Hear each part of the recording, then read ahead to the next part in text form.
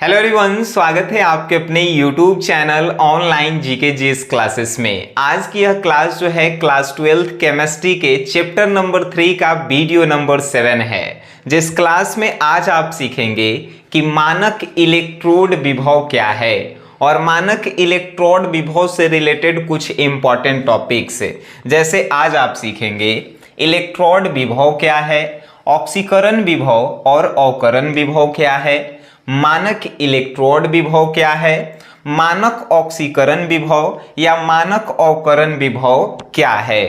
उसके बाद आज आप सीखेंगे कि इलेक्ट्रोड विभव उत्पन्न होने की कौन कौन सी स्थितियां हैं, उसके बारे में आप जानेंगे।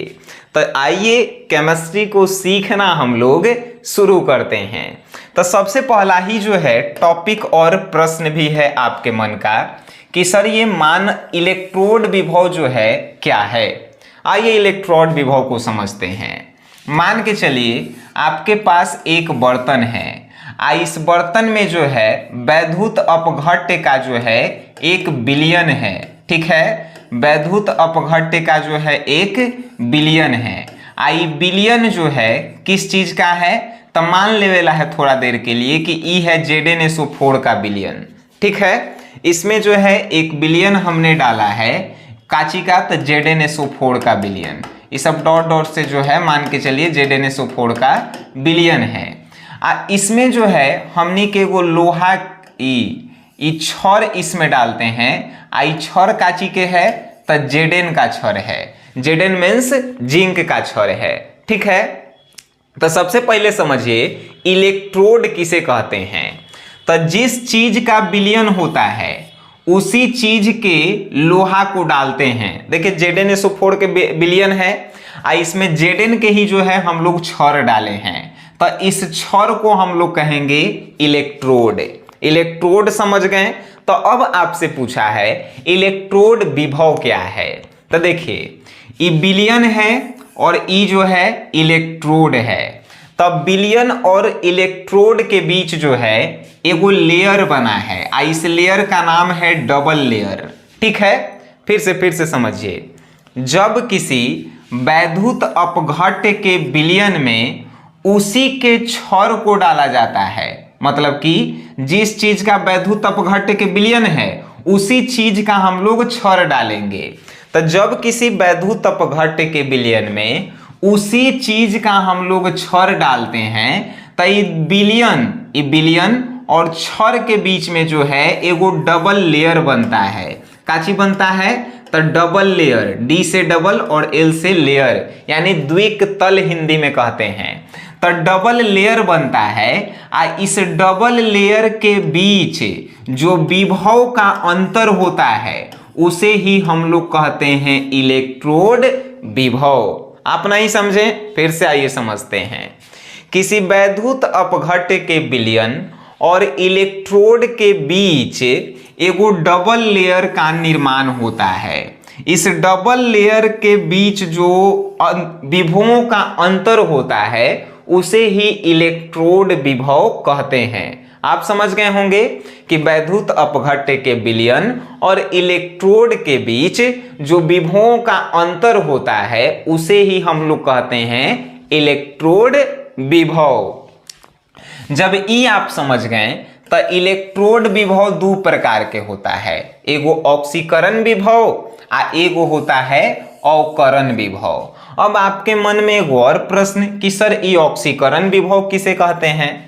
तो जब किसी वैद्युत अपघट्य के बिलियन में, ठीक है, काची हम बोले हैं कि जब किसी वैद्युत अपघट्य के बिलियन में इलेक्ट्रोड को हम लोग डाले हैं, इलेक्ट्रोड को डाले हैं, ई इलेक्ट्रोड से जब इलेक्ट्रॉन निकलेगा तो इस प्रक्रिया को हम लोग कहेंगे ऑक्सीकरण।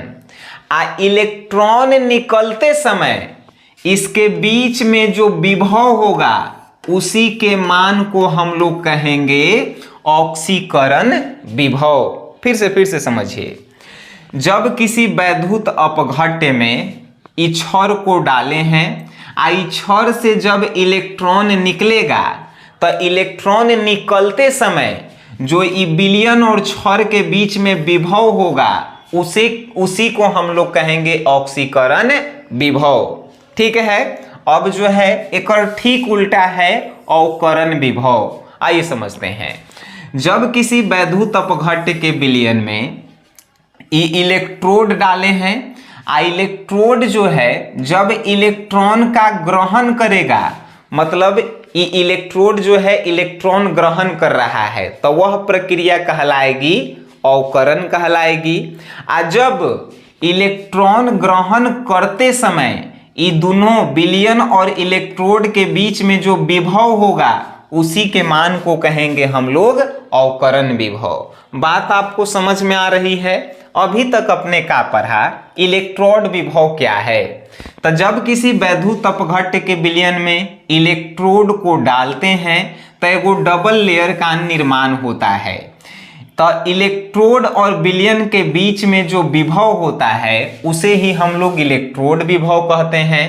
और आपने पढ़ा इलेक्ट्रोड विभव दो प्रकार से होता है। ऑक्सीकरण यानी कि विलयन में जब इलेक्ट्रोड डालते हैं इलेक्ट्रोड जब अपने से इलेक्ट्रॉन त्याग करता है तो त्याग करते समय जो इलेक्ट्रोड और विलयन के बीच में विभव होता है उसी को हम लोग बोलते हैं ऑक्सीकरण विभव। जब इलेक्ट्रोड इलेक्ट्रॉन ग्रहण करता है तब विलयन और इलेक्ट्रोड के बीच में जो विभव होता है उसी ही हम लोग कहते हैं अवकरण विभव। बात आपको समझ में आ गई सर? Very good. जब इतना बात आपको समझ में आ गया है तो आपके मन में जो है एगो बहुत बढ़िया प्रश्न चल रहा है। जानते हैं काची प्रश्न चल रहा है? प्रश्न ई चल रहा है कि सर मानक इलेक्ट्रोड विभव जो है का है। तो देखिए मानक नाम से ही जो है एक सब कुछ छुपा हुआ है। अब कहेंगे सर कैसे? तब मानक कहे के मतलब कि कुछ फिक्स है। इलेक्ट्रोड विभव जो है आप अभी पढ़े हैं, लेकिन उसमें जो है कुछ मानक सिर्फ जोड़ दिया गया है, तो अभी आप पढ़े हैं। चलिए आइए समझते हैं तनी। एगो जो है बर्तन है जिसमें जो है कोई वैद्युत अपघट्य का विलयन है, मान के चलिए ZnSO4। एकर जो है सांद्रण जो है 1 मोलर है। 1 मोलर जो है एकर सांद्रण है। ठीक है, सांद्रण कितना होना चाहिए? सांद्रण मतलब क्या होता है? एकर गाढ़ापन। मोलर 1 मोलर सांद्रण है। ठीक है, इसमें जो है एगो इलेक्ट्रोड डाला गया है। ठीक है, इलेक्ट्रोड डाला गया है। चलिए ये विलयन में जो है हमनी के इलेक्ट्रोड डाल दिए हैं। तो मानक इलेक्ट्रोड विभव का कहते हैं जब 298 केल्विन ताप पे, जब 298 केल्विन ताप पे किसी वैद्युत अपघट्य के 1 मोलर सांद्रण के इलेक्ट्रोड और विलयन के बीच में जो विभवों का अंतर रहता है उसे ही मानक इलेक्ट्रोड विभव कहते हैं। इलेक्ट्रोड विभव जब आप पढ़े थे तो उसमें ना ही टेम्परेचर आया था और ना ही सांद्रण आया था। मानक इलेक्ट्रोड विभव जो है आपके लिए VVI टॉपिक है, तो इसे आप समझिएगा जरूर। देख कह रहा है कि ताप जो है 298 केल्विन रहना चाहिए। आई जो वैद्युत अपघट्य के विलयन है एकर सांद्रण जो है 1 मोलर रहना चाहिए। जब 1 मोलर रहेगा तो इलेक्ट्रोड और विलयन के बीच में जो विभव होगा उसी विभव को हम लोग कहेंगे काचिता मानक इलेक्ट्रोड विभव कहेंगे। मानक इलेक्ट्रोड विभव को ई नोट से सूचित करते हैं। बात आपको समझ में आ रही होगी। ठीक है, अब मानक इलेक्ट्रोड विभव भी 2 प्रकार से होता है। मानक ऑक्सीकरण विभव, बात सेम है। आइए समझते हैं। जब 298 केल्विन ताप पर, जब 298 केल्विन ताप पर 1 मोलर सांद्रण वैद्युत अपघट्य के विलयन से जब उसका इलेक्ट्रोड जो है इलेक्ट्रॉन का त्याग करता है तो इलेक्ट्रोड और विलयन के बीच में जो विभव होता है उसे हमनी के मानक ऑक्सीकरण विभव कहते हैं। 298 केल्विन ताप पर किसी वैद्युत अपघट्य के 1 मोलर सांद्रण वाले विलयन से जब इलेक्ट्रोड इलेक्ट्रॉन का त्याग करता है तो इसके बीच में यानी इलेक्ट्रोड और विलयन के बीच में जो विभव होता है उसी को हम लोग कहते हैं मानक ऑक्सीकरण विभव। बात आपको समझ में आ गई। ठीक एक और उल्टा है मानक अवकरण विभव। देखिए कैसे, केल्विन ताप उतने रहेगा 298 केल्विन ताप पर 1 मोलर सांद्रण वाले किसी वैद्युत अपघट्ट के विलयन से इलेक्ट्रोड जब इलेक्ट्रॉन ग्रहण करता है तो उस समय जो विभव का मान रहता है उसे ही कहते हैं मानक अवकरण विभव। बात आपको समझ में आ रही है सर? हमें आशा है और पूरा विश्वास है कि बउआ वाला टॉपिक केमिस्ट्री का आपको समझ में आ रहा होगा। जब समझ में आ गया है और आप कहेंगे सर इसका आप नोट्स दे देते हैं बड़ी बढ़िया रहता। डिस्क्रिप्शन में एगो ऐप का लिंक दिया गया है SGS क्लासेस, आप उसको डाउनलोड कीजिए सर। उसमें केमिस्ट्री के notes, test series, chapter wise objective, video lecture, question bank solution बहुत सारे आपको मिलेंगे मात्र 101 रुपए में। तो आप जाके जो है ले सकते हैं उस कोर्स को। ठीक है, अब जो है आगे हमनी के पढ़ना था कि आखिर ये जो है इलेक्ट्रोड विभव उत्पन्न होखे के कितनी स्थितियां हैं, यानी इलेक्ट्रोड विभव जो है उत्पन्न हो रहा है ये कौन कौन स्थिति में उत्पन्न होगा, तो ये जानते हैं। यहाँ पहला स्थिति हमने लिखा है जब विलयन का वाष्प दाब का मान प्रासरणी दाब से अधिक होगा।